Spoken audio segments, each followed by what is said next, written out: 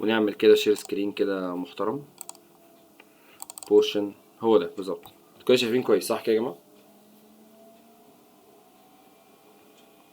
الو. تمام، الدنيا واضحة. زهرة. بصوا كده يا جماعه، ده مثال انا لسه جايبه من على النت يعني. ده بيقول لك ايه؟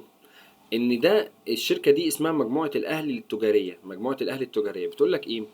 بتقول لك ان الوكيل اسمه الاهرام التجاريه، الواجهه مصر، الكميه 837، النوع جيد جدا، تاريخ الشحن 2017، تكاليف الشحن $900، تكلفة البضائع كذا، التكلفة النهائية كذا، المسدد كذا، تاريخ السداد كذا، المتبقي كذا. حد فاهم حاجة؟ اللي هو التقسيمات بتاعت كل كود يعني أو كل كود الطلب. كود كده. الطلب ده اللي هو الطلب هو ايه؟ بيقول لك هو رايح يعني ده فين. ايه، تصدير يعني مثلا ولا ده تصدير ايه؟ بالظبط بالظبط. بيقول لك رايح فين، بيقول لك رايح سوريا. مم. الوكيل فين؟ الوكيل اللي في سوريا اسمه سمير واخوانه. اه، الكمية رايح 492 452 قطعة. النوع جيد. نوعها جاي. تكلفة تاريخ الشحن، ودي 1000 تكاليف الشحن، ودي بالظبط. الفلوس. وتكلفة البضائع والتكلفة النهائية والمسدد وكذا ده كله. بصوا ده شيت كبير كبير كبير كبير كبير كبير، ايه فاهم؟ ده ايه ده؟ ايوه بالظبط. بصوا قد ايه شيت طويل جدا. فاحنا بقى بنقول ايه بقى؟ بصوا بقى، احنا بنقول احنا عايزين نعرف ايه التكلفة المتبقية على كل وكيل. بصوا لو تلاحظوا هنا، بصوا لو تلاحظوا. كده الواحد لازم يبقى شغال في وزارة الخارجية عشان يعمل الحاجات دي بقى، يعني ولا ايه؟ لا هتشوفي دلوقتي هتنبسطي قوي والله. لا هتنبسطي بجد والله. بص يا ستي، بص، ماشي. الموضوع ده فعلا فعلا هيبسكوا بجد والله. بص يا ستي، احنا ممكن نعمل ايه؟ نعمل حاجه كويسه قوي. شايفين احنا لو عملنا إيه؟ فاكرين كونديشنال فورماتنج اللي هي دي؟ فاكرين دي كانت بتعمل ايه ولا لا؟ دي تنسيق الجدول.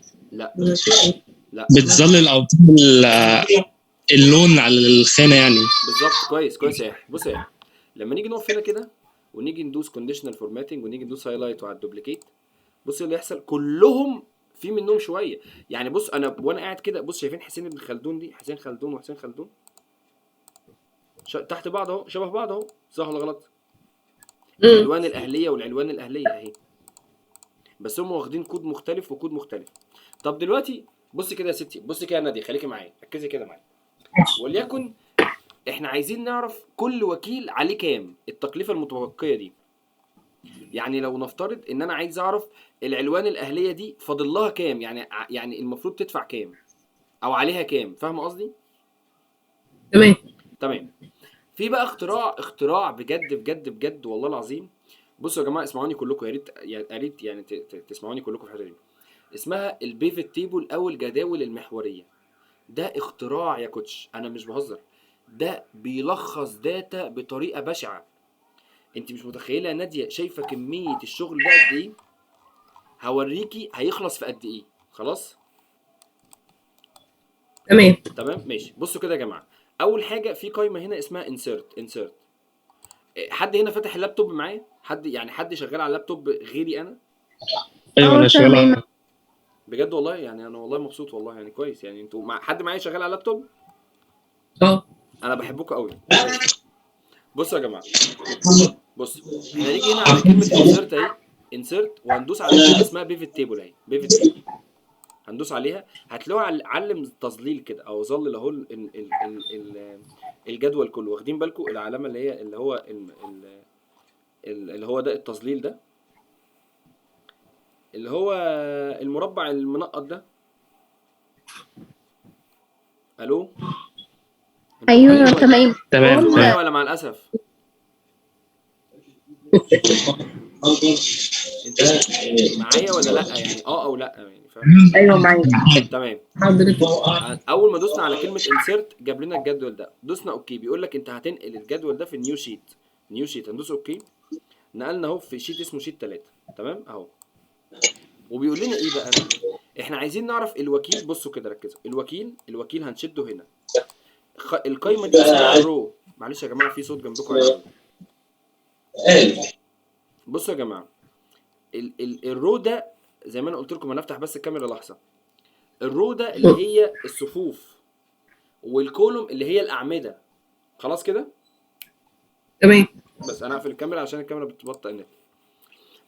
الرو اللي هي الصفوف اهي، فحطينا الوكيل في الصفوف اهي، صح ولا غلط؟ ماشي. فكده الوكيل كله موجود. طب ايه رايك تعالي نعمل كده مثلا ناديه، مثلا ايه حوار ال الكونديشنال فورماتيك عن دوبليكيت. مفيش دوبليكيت، مفيش حد نور، مفيش حد عمل احمر، تمام. وهنيجي نجيب التكلفه المتبقيه هنا، تمام. اهو لحظه بس كده، الحته دي نظبطها بس كده ظبطه كده بسيطه. اهو بصي، دلوقتي بقى عندي كل وكيل عليه كام التكلفه المتبقيه. حد فاهم حاجه ولا لا؟ الفلوس اللي عليه يعني، اللي فاضل الفلوس له، اللي عليه بالظبط. بصوا يا جماعه، لا بصوا يدفع. بصوا، شايفه يا ناديه، انا عملت التكلفه المتبقيه دي في اقل من 10 ثواني. تعالي كده لو هنيجي نفرق نشوف مثلا حسين خلدون ده، تعالي كده لو نشوف عليه كام الناحيه التانية. لو مثلا قلنا مثلا تعالي ايه نمشي بالطريقه البدائيه اللي هو ايه، عايزين نعرف حسين خلدون فاضل له قد ايه. هنيجي نعمل كده فلتر ونروح كاتبين هنا حسين. عشان حسين خلدون ده ليه عنده اكتر من شحنه يعني. ايوه بالظبط، حسين خلدون اهو. بصي حسين خلدون، بصي كام واحد، فتقعدي تجمعي دول. بصي دول كام؟ 58265. لما نيجي نبص هنا هتلاقيهم 58265. بصوا يا جماعه، في لحظه، في لحظه خلصت لنا كل ده. فاهمين ولا لا؟ باشمهندس نجمعه بصراحة. هنقفل ده كده من الاول ونرجع تاني. انا مسحته خالص، ونرجع كده تاني. انا هقفل الشير ده كده لحظه يا جماعه، وهفتح الكاميرا لحظه. معلش انا هضطر بس ان انا اخليكم بس تبصوا لي شويه. بصوا يا جماعه، ركزوا كده معايا. دلوقتي احنا عندنا داتا كبيره قوي. انتوا شايفين ايديا صح؟ ماشي. احنا عندنا داتا كبيره جدا، تمام. الداتا دي عايزين نلخصها في ملخصات صغيره. خلاص. وليكن الداتا عندنا ايه؟ عندنا مثلا في وكيل خد مثلا شحنه، تمام، بمثلا فاضل له يعني مثلا دفع 10000 وفاضل له 2000. ونفس الوكيل خد شحنه ثانيه، دفع مثلا 5000 وفاضل له 3000. ونفس الوكيل هو خد اكتر من شحنه واتبقى عليه شويه فلوس. بس احنا ما عندناش، ما بنتعاملش مع وكيل واحد، احنا بنتعامل مع 30 40 وكيل. فانا عايز حاجه تلخص لي الدنيا دي كلها.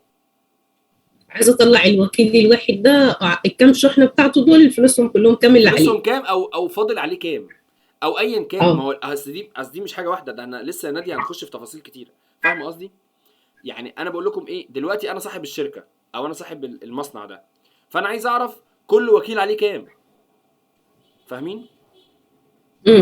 يعني كل واحد بياخد مني بضاعه عليه كام، فاضل عليه كام. فاهمين قصدي؟ ايوه تمام كده. تمام.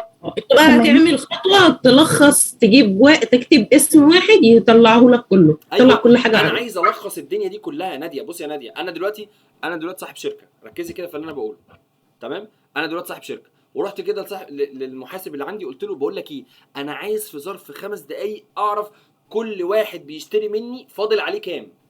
يعني انا دلوقتي ليا بضاعه، ليا فلوس في السوق قد ايه. الكلام كده واضح؟ تمام. بدل ما تقعدوا تكتبوا في ورق، اكيد الحاجات دي بتبقى متسجله على الاكسل شيت افضل.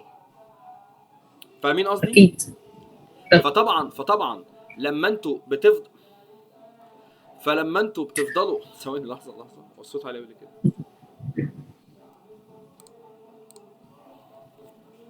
لحظه.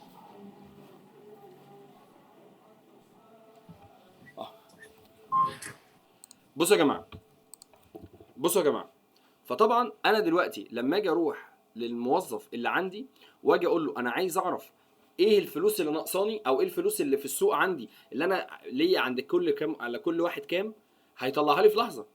ما انا مش هفضل بقى ان انا اقعد اتابع بقى وراه، صح ولا غلط؟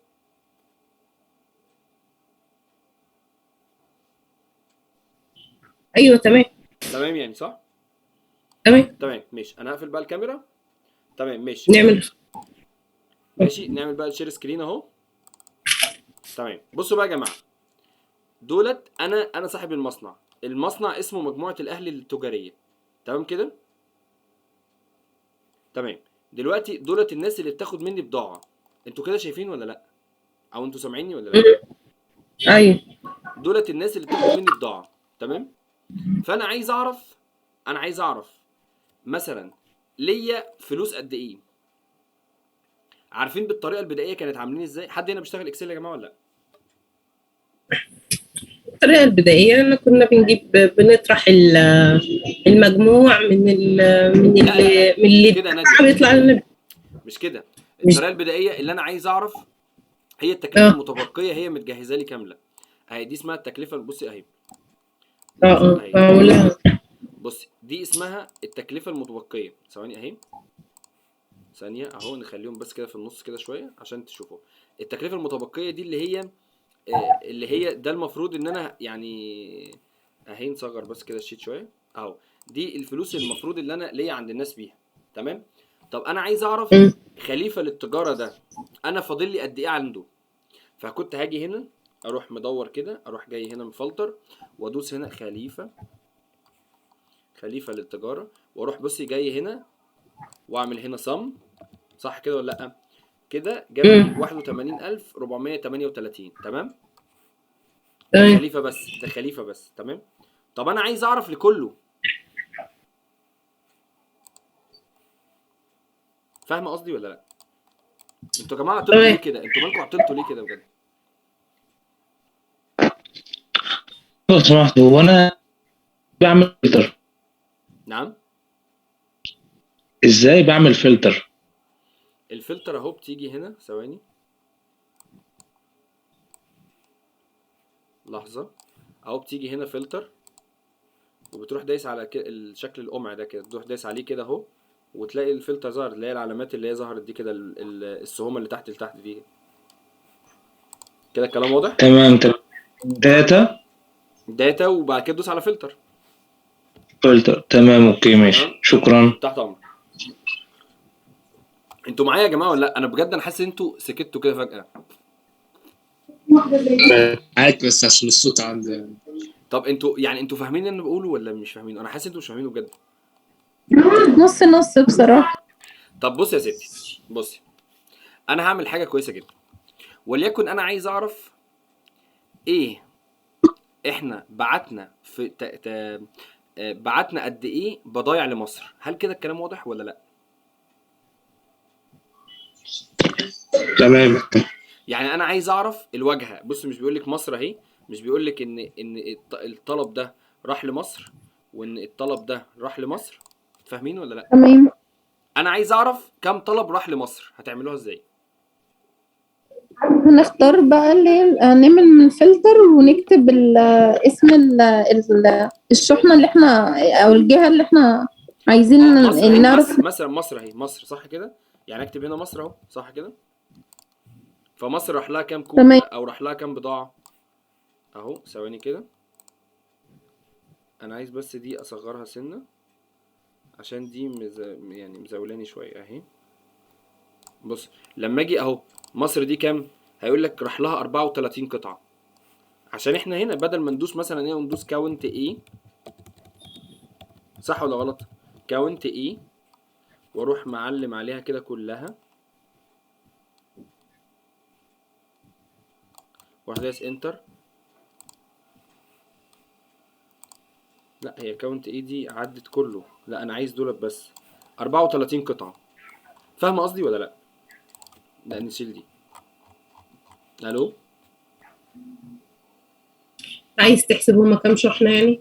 بصوا يا جماعه، بصوا انا حاسس بجد ان انتوا فصلتوا لحظه. بصوا يا جماعه، انا افتح الكاميرا وانا معاكم. بصوا عشان انا حاسس ان الموضوع، بحس ان انتوا فصلتوا كده. بصوا يا جماعه، انا دلوقتي الشيت قصادكم، الشيت قصادكم. دلوقتي احنا بعتنا كذا شحنه. تعالوا مثلا نخش مثلا في مثال تاني. مثلا في مثال تاني اهو، ثواني اهو، نكبر ده كده عشان نشوف. بيقول لك ايه؟ بيقول لك ان رقم الفاتوره اهو، ورقم البائع اهو، واسم المنتج، ومخزن المنتج، وسعر البيع، وعدد القطع، وقيمه الفاتوره، وتاريخ البيع. تمام كده؟ تمام كده؟ حد شايف؟ حد سامع؟ حد فاهم حاجه من يعني انتوا فاهمين الجدول اللي انتوا شايفينه ده؟ تمام. تمام. طب دلوقتي انا اهو عايز اعرف مخزن رقم واحد باع كام قطعه. اعمل الطريقة اللي حضرتك قلتها، هجيب الفلتر واشوف هما بالظبط كام. بالظبط. طب لو انا عايز اعرف كل المخازن عندها كام قطعه، اعمل ايه؟ هو ده اللي انا جاي اقوله لكم. فاهمين قصدي ايه؟ تمام. ماشي تمام. انا هنتكلم عن المثال ده. المثال ده دلوقتي وليكن انا عايز اعرف كام كل مخزن عنده كام قطعه، فاروح اعمل هنا insert pivot table واروح دايس اوكي، واروح جايب مخزن المنتج اهو، مخزن 1 و2 و3 و4، واشوف عدد القطع اروح حاططهم هنا كده. بقى مخزن 1 عنده 855 قطعه، مخزن 2 عنده 700 وشويه، مخزن 3 عنده كذا. فاهمين حاجه ولا لا؟ تمام. كده وضحت شويه؟ كده هو فلترها يعني. ايوه كده جمع لي كل مخزن عنده كام قطعه. لو انا عايزه اجيب طبعا اسامي المنتجات كلها هعمل بالظبط. نفس الطريقه. هو ده بقى، هو ده اللي لسه جاي، هو ده اللي لسه جاي. انا حسيتكم ان انتوا فصلتوا كده فجاه، فانا حبيت ان انا يعني اعدل مثال تاني. ده الحمد لله انا عندي مثال تاني. تمام. لا تمام كده. طب تعالوا مثلا نخش على حاجه تانية. تمام. وليكن مثلا نشوف احنا عايزين مثلا، ركزوا في اللي انا بقوله. انا عايزه اعرف عندي كام فاتوره. بالظبط صح كده جدع جدع. انا صح كده جدع. كام فاتوره في قد ايه؟ كام فاتوره في كام في كل مخزن، صح كده ولا لا؟ صح. صح كده. يبقى هنعمل كده هنا اهو insert pivot table، وهنروح دايسين اوكي، وهنروح جايبين المخزن اهو اسمه مخزن المنتج، هنسحبه هنا في الرو اللي هو الصفوف، اللي هو صف 1 صف 2 صف 3. فاهمين قصدي؟ وهنيجي عند رقم الفاتوره اهو وهنحطه هنا. هيبقى مثلا مخزن 1 عمل 127 فاتوره، مخزن 2 عمل 118 فاتوره، مخزن 3 عمل 154 فاتوره. هل الكلام كده واضح؟ ده جرد للبيانات اللي عندي. مش جرد، هو تلخيص للبيانات يا احصاء. تلخيص. انا حاجة بلخص كده. كل حاجه في لحظه. تمام. طب مثلا حد عنده افكار تانية مثلا؟ يعني مثلا وليكن مثلا ريهام انت معايا؟ تمام. طب مثلا قولي لي كده مثلا اي فكره مثلا من الافكار دي.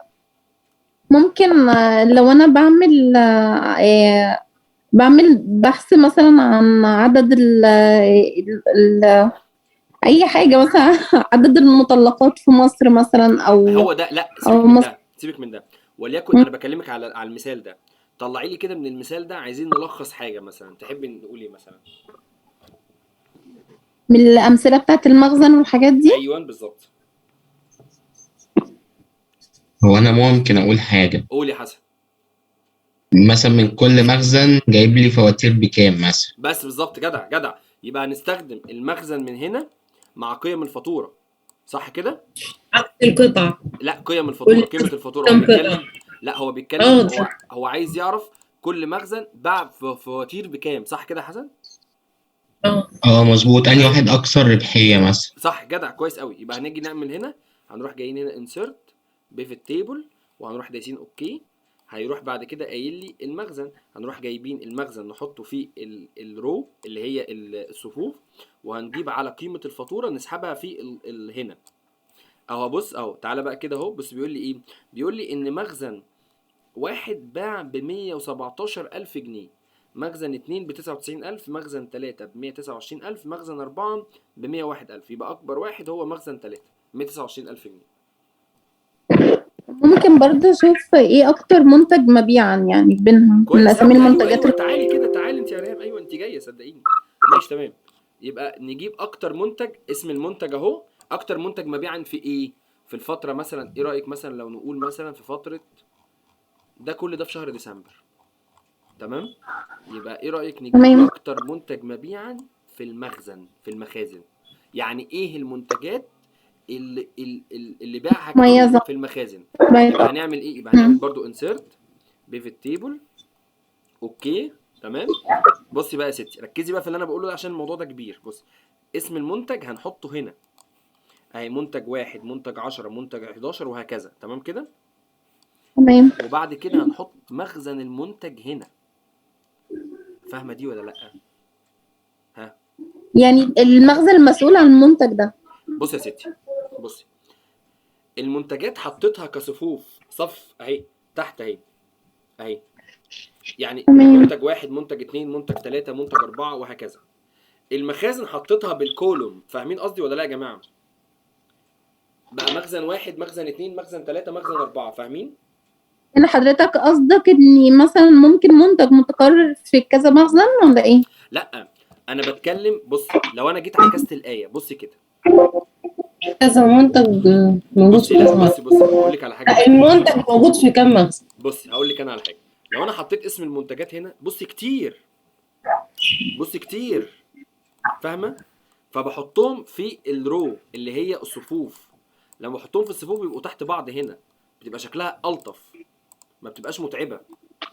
وبحط المخزن اهو، بيبقى هنا هم 4 مخازن بس، مش كتير. فاهمين قصدي ايه؟ ايوه فاهمة. تمام. طب هنيجي بقى اكتر منتج بقى، هنسحب بقى اسم المنتج ده تاني وهنحطه هنا. بصي لو تلاحظي هتلاقي اسم المنتج بالكاونت. كاونت يعني ايه؟ حد عارف يعني ايه كلمه كاونت؟ حسبهم يعني. لا، يا عدهم، ما جمعهمش، عندهم. عدهم. مم. فاهمين؟ لان المنتجات مش ارقام، المنتجات ده اسم، يعني ده زي اسم احمد محمد، فمش هينفع يتعدوا، دولت مش ارقام، فهو عدهم. عارفه لو انا غيرت دي يا ناديه وخليتها صم، بص هيجيب لك زيرو. ليه؟ لان دولت اسامي مش ارقام، فاهمه؟ تمام. فهم عدهم. بص بقى يا ستي، احنا بقى عايزين نعرف اكتر منتج وكده، هنروح دايسين هنا كليك يمين وهنروح عاملين سورت. عارفين يعني ايه كلمه سورت يا جماعه ولا لا؟ اللي هو ترتيب. ترتيب، صح، ترتيب. وهنخليها من largest to smallest، يعني من اعلى لاصغر اهو. بقى بص يا ستي، بص يا ريهام، بقى منتج رقم 1 اتباع 55 مرة في مخزن واحد. فاهمة ولا لا؟ ايوه تمام. منتج رقم 2، هو ما شاء الله انت بقى في عندك الباب بيعمل 3. موسيقى وهو بيتفتح وبيتقفل. بص يا ستي، منتج رقم 2 بتباع 46 مرة في مخزن 3. حد فاهم حاجة يا جماعة ولا لا؟ ايه. ايوه فاهم. مش فاهم؟ لا فاهم. ماشي تمام. هو انا عندي مشكله عندي في الاكسل عندي، قول لي. مش عايز يعمل البيفوت تيبل، ليه؟ مش عارف. طب تعالى نعملها كل بالراحة. ما اجي ادوس مثلا عليه. بص، تمام لا بص اهو، نمشي مع بعض خطوات اهو. بص، ماشي اوكي. هنيجي نقف هنا في المخزن اهو. ماشي هنقف على كلمه لا مخزن بص، مثلا. بص لي يعني، اسمعني قصدي. اقف في اي مربع في جوه الجدول، اي مربع جوه الجدول، مش براه، ماشي مش هنا مثلا. اقف هنا، اوكي تمام. دوس انسرت بيفت تيبل، تمام. دوس اوكي. بيقول لي بقى data source reference is not valid. انت فاتح مش بيانات. سامعني؟ طب اقول لك على حاجه، خليها للاخر بقى تمام وانا هقول لك دي بتعمل ازاي. خلاص ماشي اوكي. ماشي اوكي. ماشي اوكي.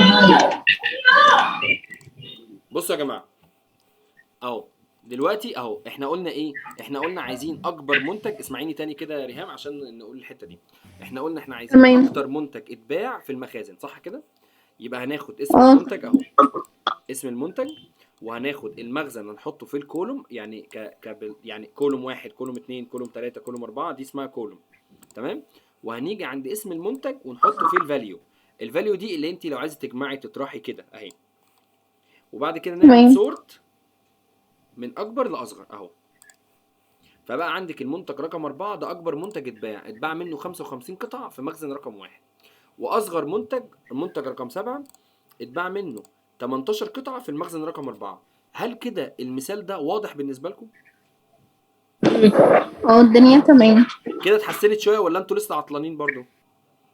لا تمام. كده الدنيا مشيت شويه. تمام. طب تعالوا مثلا نمسح ده كده وحد يديني فكره تانية.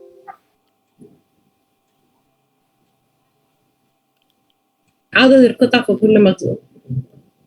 عملناها. عدد القطع. قولوا نعمل ايه تاني. بصوا هنا بيقول لك ايه، هنا رقم البائع. مش كل بياع بيبقى ليه كود كده معين اهو. احنا عايزين بقى نعرف اكتر بياع باع كام قطعه وباع كام فلوس. حلوه دي. حلو. هنيجي نبص على رقم البياع اهو، باع كام قطعه اهي، وقيمه القطعه اهي. هل كده كلام واضح؟ تمام. تمام. هنروح عاملين هنا على فكره صح ال ال ال ال اسمه ايه الزوم فاضل له دقيقه، فاول ما نقفل نخش تاني على الاكسل. ها نخش تاني قصدي على الواتساب. تمام. خلاص ماشي. تمام. بص هنروح عاملين كده وهنروح نقف في الجدول من جوه كده وهنعمل انسيرت بيفت تيبل وهنروح دايسين اوكي. خلاص. وهنجيب رقم البائع اهو. البياعين 3 1 2 3 دولت ارقامهم. تمام. وهنروح حاطين المخزن اهو وهنروح حاطين اسم المنتج هنا. بصي بقى عندك ايه؟ بقى عندك البياع رقم 1 باع 46 قطعة في المخزن 1، باع 40 قطعة في مخزن 2، باع 43 قطعة في مخزن 3، باع 47 قطعة في مخزن 4. هل الكلام كده واضح؟ واضح. تمام.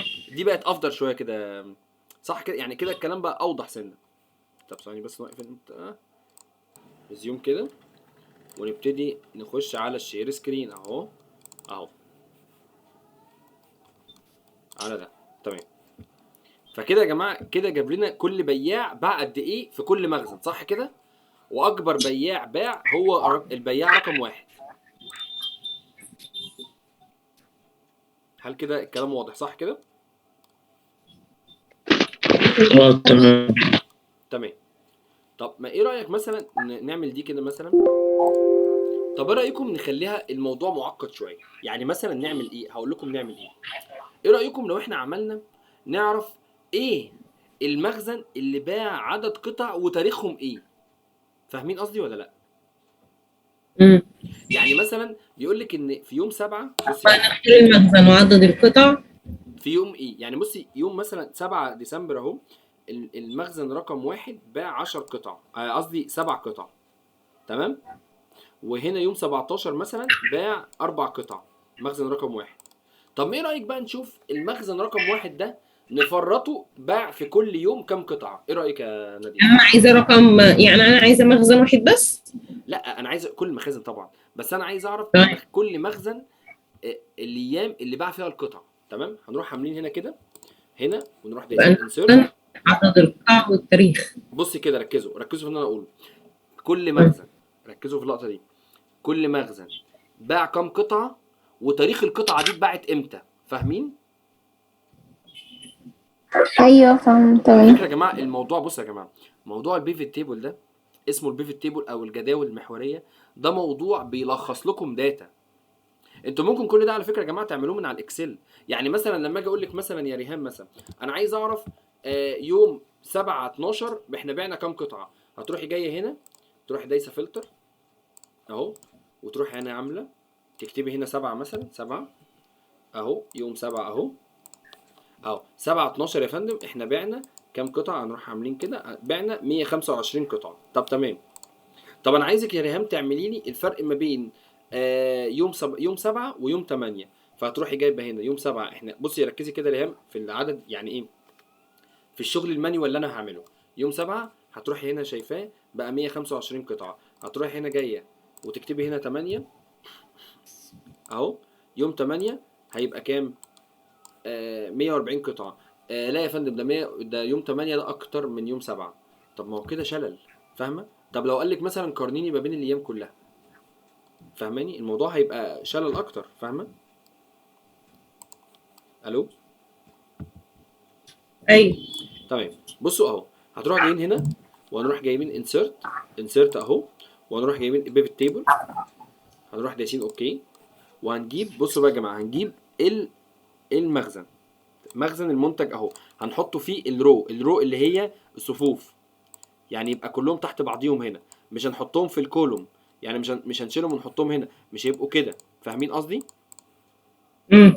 او ممكن نخليهم كده ونجيب اسم المنتج او لا اهو لا يبقى المخزن اهو ونجيب قطعه. اسم عدد القطع اهو. عدد القطع نحطها هنا. دي القيمه يا ناديه. المربع ده ده المربع اللي احنا بنحسب فيه اذا كان جمع طرح اذا كان مثلا نعد اذا كان نجمع وهكذا. تمام. وهنيجي على تاريخ الفاتوره. فين تاريخ البيع اهو ونحطه فيه الكولوم. هيبقى كده. هي شايفه التاريخ عامل ازاي؟ بصي بقى يا ستي بصي يعني انا الشيء الاساسي اللي عايزه اسال عنه هو اللي احطه في القيمه. اللي هو ايه؟ قولي كده تاني. يعني كده معناها كلام حضرتك ان الشيء الاساسي اللي انا عايزه معلومات عنه هو اللي احطه في القيمه، صح القيمه اللي كده؟ هي دي، اللي هي قصدك دي فاليو. الفاليو، صح كده؟ اللي انت عايزه تعرفي عدد القطع انا جمعها. عايزه بالظبط هي دي. اه اما الكولوم فواتير، بالظبط كل ده الكولوم بالظبط. فاليو. اما الكولوم والرو اللي هو الرو ده اللي هو الصف، اسماء الكولوم دي اسماء الحاجه. لا، الكولوم ده الرو ده اللي هي الصفوف، اللي هو الصف ده كده، اللي هي دي اسمها صف يعني دي، اللي هو 12 و13 واهو 12 13 14 15 كده، دي اسمها صف. اما ايوه الكولوم اللي هي بي سي دي كده، فاهماني؟ معايا. تمام. بصي بقى يا ستي، معايا يا ريهام ولا لا؟ ايوه تمام مع بص يا حضرتك. ستي، مخزن واحد اهو، بعنا يوم 1 12، تمام، بعنا 36 قطعه.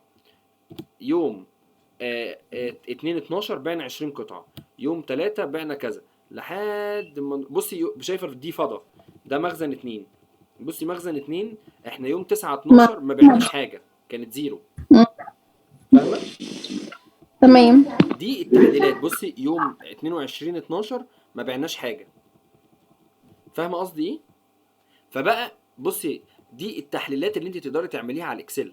هل كده الكلام واضح؟ والله بالظبط. يعني يا جماعه لو حد عايزني اعيد حاجه، انا مش متضايق على فكره، فعلا ممكن اعيد تاني. هل حد مش فاهم حاجه؟ هو انا لو عايزه مثلا اعرف عدد القطع المتبقيه في كل مخزن، بشوف بكتب اسم المخزن ما هو مفيش، وبكتب بصي عدد اسمعيني، القطع.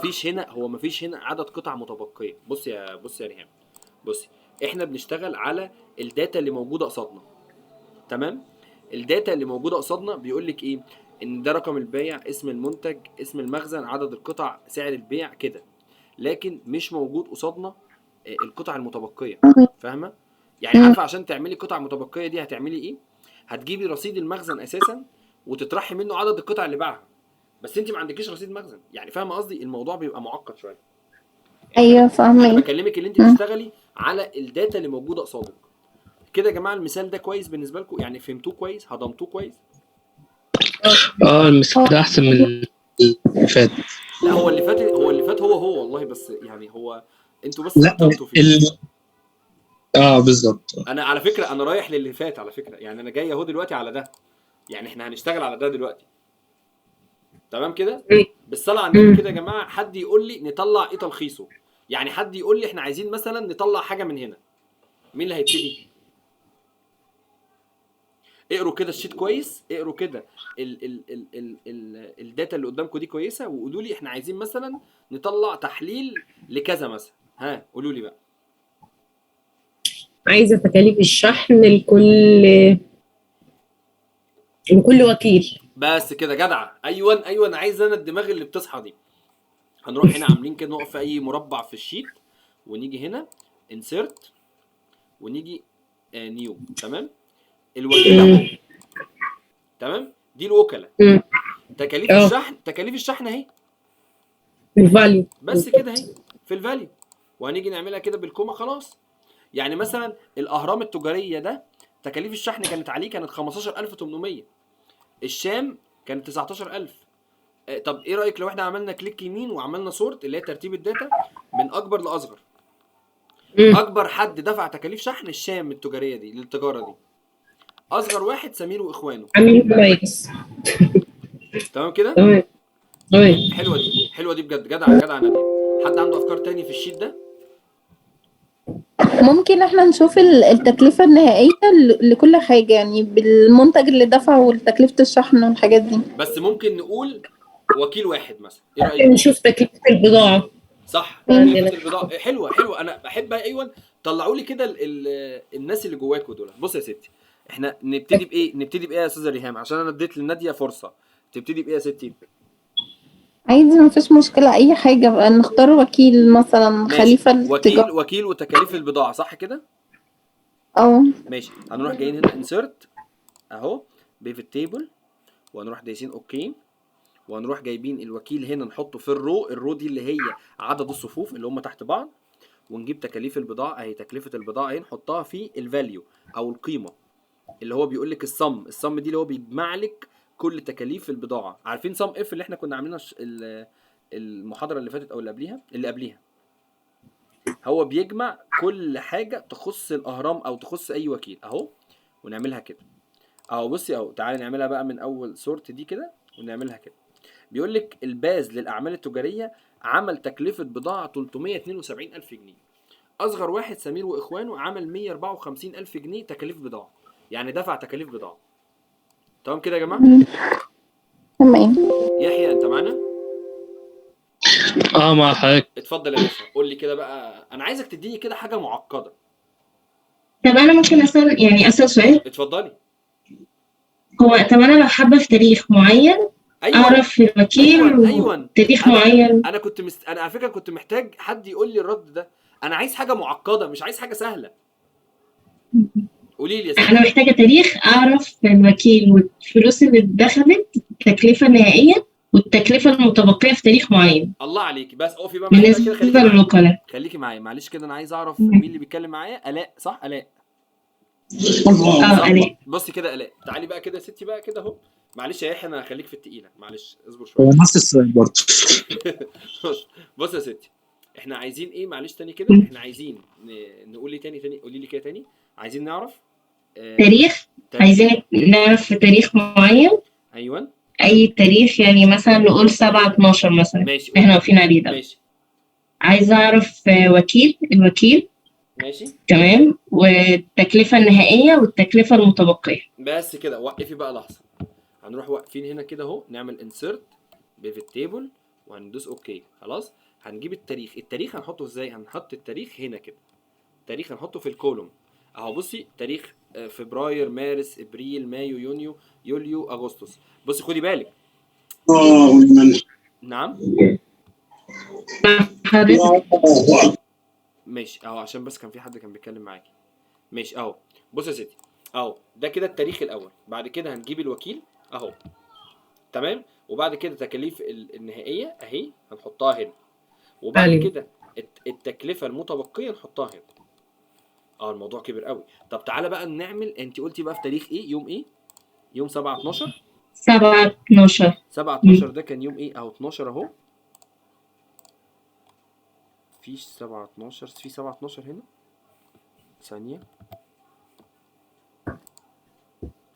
ده كده جان. استني، لا استني هقول لك انا اهو. هنختار الاول يوم 12 اهو. 12 اقول لك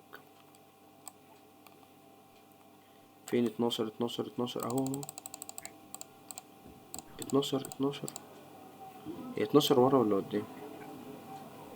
طب ما تخليها مثلا يوم زي يوم مثلا، اصل مفيش 12. طب مثلا تعالى مثلا ممكن جون. ماشي، في يناير. يناير اهو. يناير اهو.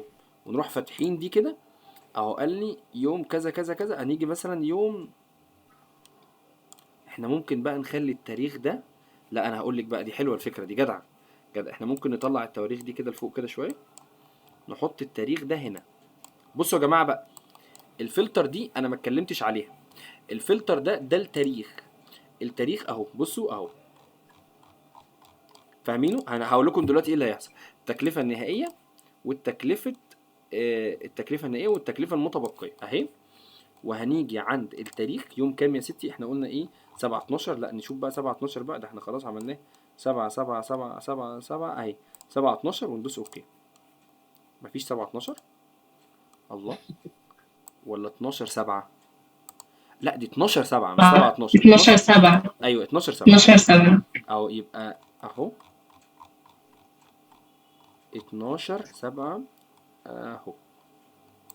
ونروح دايسين اوكي اهو. بصي بقى يا جماعه، شايفين بقى يوم 12/7 ايه اللي حصل؟ بيقول لك العنوان الاهليه علاء دفع التكلفه النهائيه 40/50، يعني 4050، وعليها 2169 جنيه. الفيوم للاهليه معرفش للاستيراد والتصدير عليها 5200، ودفع التكلفه النهائيه تكلفه الشحن وكل حاجه 14000 بس. جدع علاء، حلو. حد عنده افكار برضو معقده كده برضو ولا ايه؟ انا عايز حاجه معقده يا جماعه، انا مش عايز حاجه سهله. بصوا كده في الشيت تاني وطلعوا لي افكار.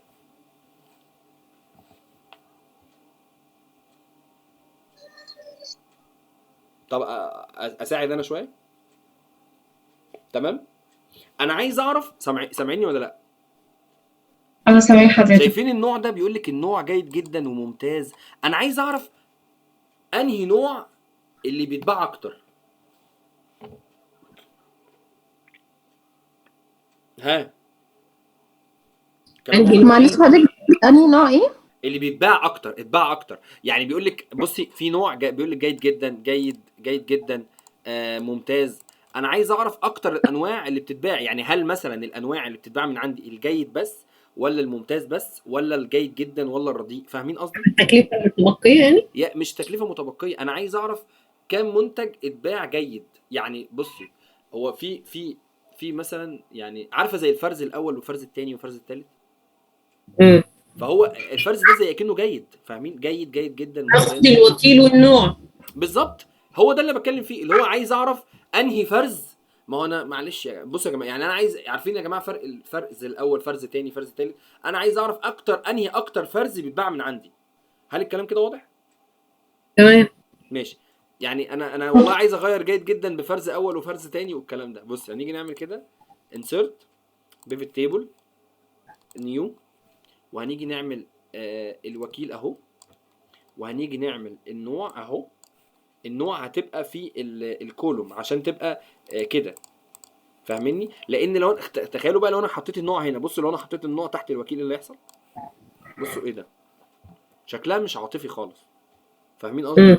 شكلها مش عاطفي خالص. يعني لو انا حطيتها هنا هتبقى افضل. وناخد كود الطلب نحطه هنا. هيبقى كود الطلب بيتجمع يا جماعه، بيتعد قصدي، بيتعد مش بيتجمع، لان كود الطلب عباره عن كود مش ارقام، ما بيتجمعش. فاهمين قصدي ولا لا؟ بيتعد. فاهمين ولا لا؟ اه تمام. تعمل حاجة. فبص بقى، بصوا بقى يا جماعه، فبيقول لك ايه، تعالى بقى نعمل كده سورت لارجست سمولست. بيقول لك مثلا الشام التجاريه خدت مني 5 جيد، وما خدتش مني جيد، وخدت مني 9 جيد جدا، وخدت مني 10 ممتاز. فاهمين قصدي؟ يعني 10 فرز اول، 9 فرز تاني، 5 فرز تالت. تمام. طب ايه رايكم صح لو انا عايز اعرف بقى النوع نفسه، النوع اتباع منه قد ايه؟ هنيجي هنا insert pivot table. اوكي. هنيجي هنا في النوع اهو، النوع، وهاجي اعرف الكود منه واكتر نوع منه اتباع كام. اهو insert largest smallest.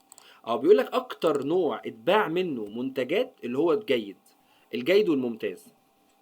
يعني اكتر فرز اتباع منه منتجات اللي هو الفرز الجيد والممتاز. الجيد جدا اتباع منه شويه حاجات صغيرين 71. هل كده يا جماعه الكلام واضح؟ واضح. طب انا عندي سؤال. قولي. لو عايزه اعرف اكتر يوم اتباع فيه منتجات. ايوه كده. اكتر يوم. ايوه. لا بصي هقول لك على حاجه، نخليها اكتر شهر عشان اكتر شهر اصل ماشي. خدي بالك احنا عندنا حوالي 5 شهور، فطبعا اكتر يوم في ال5 شهور هيبقى جدول طويل جدا، فنخلي اكتر شهر اتباع فيه منتجات. صح كده؟ صح كده. ماشي. يلا بينا ندوس هنا insert pivot table. على فكره يا جماعه انا بعد لكم نفس البروسيس هي 50,000 مره عشان تتعودوا تشوفوها كذا مره. فاهمين قصدي؟ فاهمين؟ فاهمين. تمام. فاهمين. هنروح دايسين اوكي اهو. احنا قلنا ايه اكتر ايه؟ اكتر شهر اتباع فيه منتجات. هيبقى اكتر شهر هنحط التاريخ الشحن ده نحطه فوق هنا في الكولوم. تمام اهو ونحط المنتجات، اسم المنتج نحطه هنا، اسم المنتج فين؟ فيش اسم منتج. يبقى كود الطلب، قصدي كود الطلب، الكود اهو. دي الاكواد اهي يا جماعه، دي الاكواد اللي بتتباع منها، ونحط الكود ده برضو هنا اهو ونعمل largest smallest اهو sort largest smallest. ده كل الاكواد اتباعت. ايه ده؟ تخيلوا ان كل الاكواد اتباع منها بنفس الكود. طب احنا ممكن نقول مثلا مش بنفس الكود بقى، احنا ممكن نقول اكتر وكيل خد منتجات. ايه رايك؟ ماشي. لان بصي ماشي تبقى افضل لما انا شويه. حطيت اسم المنتج، بص لما انا حطيت اسم المنتج لقيت كل المنتجات اتباعت لكل واحد. يعني بصي، يعني بيقول لك المنتج اللي اسمه ده اتباع مثلا واحد منه في شهر اغسطس، المنتج ده اتباع منه واحد بس في شهر اغسطس، فعاديه. لكن لو انا شلت اسم كود المنتج وحطيت الوكيل، ايوه كده بقى الدنيا تبان اكتر. بيقول لك مثلا ايه، بص بقى، بيقول لك ان الوكيل الشام التجاريه دي خدت من عندنا 24 منتج واكتر منتجات اهي. يعني مثلا في شهر واحد خدت مني 4، في شهر 2 خدت 5، في شهر 3 خدت 4، في شهر ما اعرفش 2 خدت كذا. بس هي مجموعها خدت 24 منتج في خلال الكام دولت، ال8 شهور دولت. فاهمين؟ الو تمام. كده وضحت يا جماعه شويه؟ اه طب حد عنده افكار تانية اهو؟ طب ما انا ممكن اشوف كل دولة بتتعامل مع وكيل ايه، يعني ايه اكتر الوكلاء الدول بتتعامل معاها الجهة. لا بصي، الوكيل اهو، وده الجهه مصر. مم. يبقى ايه اكتر الوجهات اللي احنا اللي اتبعنا لها منتجات؟ حلوه دي، حلوه دي، ايه رايك؟ يعني نشوف اكتر تمام. وجهه اتباع ليها منتجات. حلوه دي صح. هنروح عاملين هنا انسيرت بيفت تيبل، اوكي. هنروح جايبين الجهه الواجهه هنحطها هنا، اللي هي الامارات، البحرين، الجزائر، القاهره، ما اعرفش ايه كده. وبعد كده نحط كود الطلب نحطه هنا اهو. بصي اهي، ونعمل كده انسيرت سورت. اكتر دوله خدت من عندنا منتجات سوريا. سوريا خدت من عندنا 36 منتج. طب ايه رايكم يا جماعه لو احنا حطينا تاريخ الشحن، اللي هو تاريخ، يعني عايزين نعرف خدت من عندنا في خلال مده قد ايه اهو. سوريا خدت من عندنا 4 منتجات في شهر 4، خدت من عندنا 8 منتجات في شهر 2، خدت من عندنا 7 منتجات في شهر 3، 4 منتجات في شهر 4. مصر خدت من عندنا 34 قطعة، فيهم منهم 6 في شهر 6 في شهر 7. ايه رأيكم يا جماعة؟ ايوه تمام. ايه رأيكم بجد والله؟ لا الموضوع كويس وبيسهل الدنيا قوي. ايه رأيك يا نادية؟ ايه رأيكم بجد؟ ايه رأيك يا يحيى؟ ده جميل جميل. ده بيفت تيبل بيسهل عليك في أي شغل، وكمان بيعرفك كل دولة خدت إيه اللي اتبقى. بص انا اقول لك على حاجة كويسة جدا. بص، فاكرين الليسون ده؟ ثواني،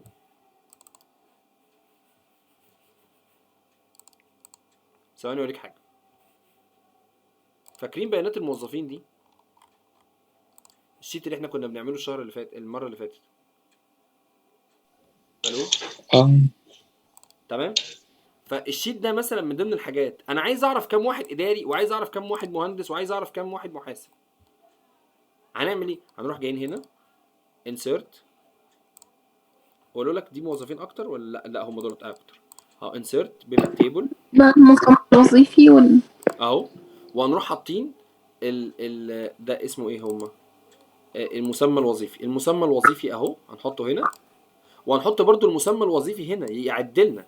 اكتر واحد اداري، بص اداري مكتوبه مرتين، يعني اداري 8 عشان اداري دي مكتوبه غلط.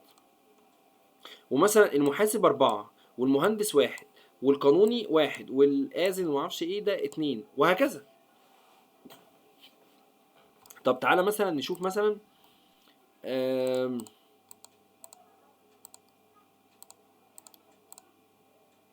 لا كده خلاص، دي ثانية نقفل دي كده. ثواني هعمل بس توب شير. اخر حاجة بقى خالص، افتح لكم كده شيت كنت انا عامله من زمان، من زمان، وانا عايز اقول لك. بص اهو،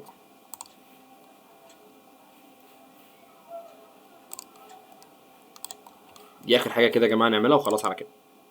انتوا معايا كده؟ ايوه تمام. بصوا يا جماعة، ده شيت، ده شيت الميك دي اللي هي الماركات، البراند. تمام.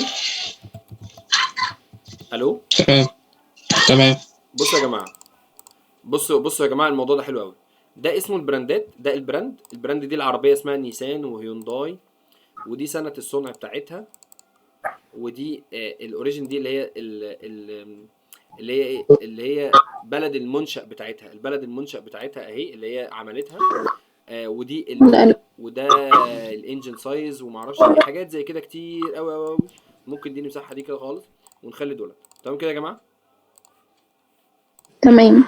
تقدروا تطلعوا لي ايه من الشيت ده؟ ممكن نوع العربية واللون بتاعها. نوع العربيه، ما هي لا، ما هي نوع العربيه موجوده، ما هي العربيه اهي واللون بتاعها اهو. احنا عايزين مثلا اكتر سنة اتباع ايوه فيها ايوه، عربيات. مين اللي بتتكلم؟ الاء دي؟ اه. ايوه انا بحب انا الناس اللي بتطلع دي. اكتر سنه اتباع فيها عربيات، حلوه دي. تعال هنعمل كده انسرت اهي، وندوس نيو اوكي. السنه اهي، بس السنه هتبقى كتيره ولا قليله؟ ده احنا ممكن نختار نوع عربية محدد نشوفه يعني خلال السنين اللي فاتت اتباع في كل سنة قد ايه يعني بصي مثلا او ده يا كده. لهوي، ده من اول سنه كام لكام؟ ثواني، ده من سنه 72 ده من سنه ممكن نختار من 2018 مثلا، السنة دي اتباع فيها كام عربية. اهو. لا يا نختار ستي اهو سنة السنه اهي، محددة. ماشي اهو. ونيجي هنا عند الكار الميك اللي هي البراند اهي، ونحط برضو البراند دي برضو هنا اهو. تمام. ونيجي نختار السنه. السنه كام انت قلتي كام؟ سنه مثلا 2018. 2018 اهي. ندوس اوكي اهي، ونعمل سورت كده من الاكبر لاصغر. بيقول لك ان تويوتا اتعمل منها في 2018 157 عربيه، الهيونداي 155، النيسان 40. ننزل تحت خالص اهي، ما اعرفش بقى الاودي 8، اللاند روفر ما اعرفش 6، الكاديلاك ما اعرفش ايه. ها حد عنده افكار تانية؟ اهو الشيت اهو قدامكم.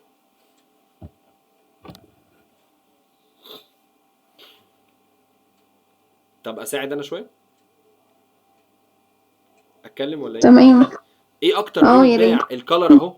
ايه اكتر لون اتباع اتعمل منه عربيات؟ يعني الكلر ده اللي هو البلاك، السيلفر، الجراي، هو احنا عايز اعرف منه كام عربيه اتعمل منها من اللون ده. هنعمل كده انسيرت بيفت تيبل، وندوس اوكي، ونجيب الكلر اهو، ونجيب الميك اهي، ونعمل دي كده براند. سورت اهو. اهو بيقول لك ان العربيه الوايت، اللون الوايت اتعمل منه 2311 عربيه. اللون السيلفر اتعمل منه 654 عربيه. اللون البلاك اتعمل منه 649 عربيه. هل كده الكلام واضح؟ واضح. انا كده خلصت. بس كده انا كده متهيالي يعني انا عملت البيفت تيبل على قد ما اقدر. انا جبت لكم امثله من الدنيا كلها. لو حد يا جماعه مش فاهم حاجه يا ريت يقول لي، انا مش بهزر والله. انا مستعد اعيد الكلام ده بس كتير، يعني انا ممكن اعيده مره تانية، يعني ما تزودوهاش قوي. كان في حاجة قلت لي المرة اللي فاتت، كان في الكورس اللي فات كان فيها سلايز، سلايد حاجة كده بجداوي. سلايد بعد اه الشهر دي المحاضره الجايه. والله جاي. سلايدر هي يا جماعه سلايس، اسمها سلايس، سلايسر. ها ايه يا جماعه؟ انا البيفت تيبل ما اشتغلش عندي اصلا، فكنت عايز اعرف ازاي بص اشغله انت صح، بالظبط. ايوه صح. تعال، هو احنا ممكن انت فاتح زوم من على الجهاز ولا من على الموبايل؟ لا، من على الموبايل، اه والاكسل من على اللابتوب. ما عندكش زوم على على الاكسل؟ ما عندكش زوم قصدي على الجهاز؟ كنت ممكن ادخل معاك. لا للاسف مفيش. ما هو طب يعني تعرف تعمل شير سكرين من عندك انت، ونخش عندك يعني تمسك لنا الموبايل كده وعلى على اللابتوب. ماشي اوكي. اهو ممكن اخليك هوست كمان. انت عملتها، ده كويس، ده انت ما شاء الله. اهو قرب كده. يا لهوي الشاشه ضايعه، انا مش شايف حاجه خالص.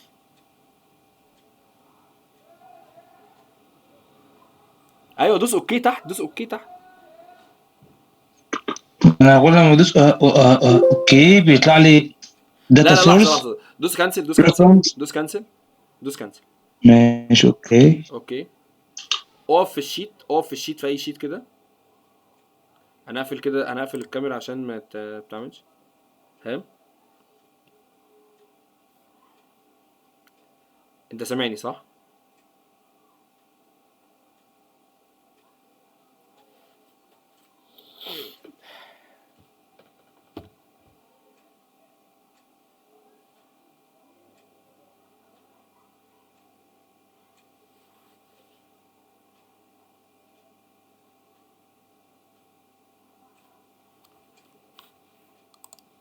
بص اسمعني كده، نزله على الجهاز عندك اسمه اني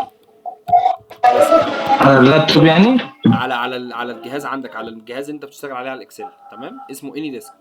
انا بعته دلوقتي على الشات اهو اللي ما بينكم، اللي ما بيني وما بينكم، على نزل البرنامج ده ماشي. وانا اخش معاك، انا اخش معاك على الجهاز واوريك تشتغل عليه ازاي. خلاص تمام اوكي. ما تنساش تبعت لي على الواتساب. خلاص لا هبعت لك حاضر بقى. ماشي اوكي ماشي يا محمد، ماشي ماشي يا فندم.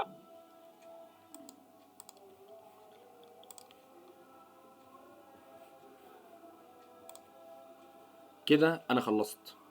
حد كده عنده اي استفسار تاني؟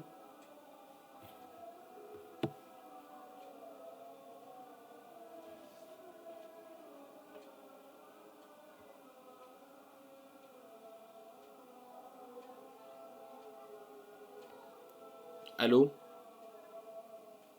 السلام عليكم.